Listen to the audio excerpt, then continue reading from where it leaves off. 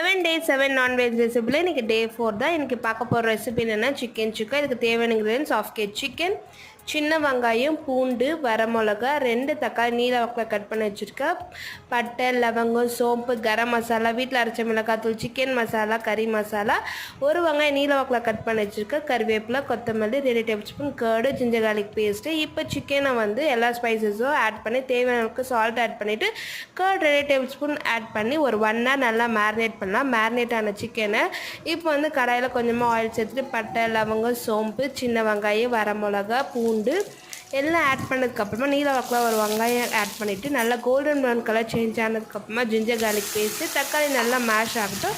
Mash ஆனதுக்கப்புறமா நம்ம marinate பண்ணி வச்சுருந்த சிக்கன் ஆட் பண்ணி ஒரு 10 to 15 minutes லெட்டை போட்டு க்ளோஸ் பண்ணி வச்சுங்க. சூப்பராக சிக்கன் வந்து குக் ஆகிடும். ஃபைனலாக பெப்பர் போட்டு கொத்தமல்லி, கருவேப்பிலை ஆட் பண்ணுங்கள். சூப்பராக சிக்கன் சுக்கா ரெடி ஆகிடும். ட்ரை பண்ணி பாருங்கள். See you in the next video.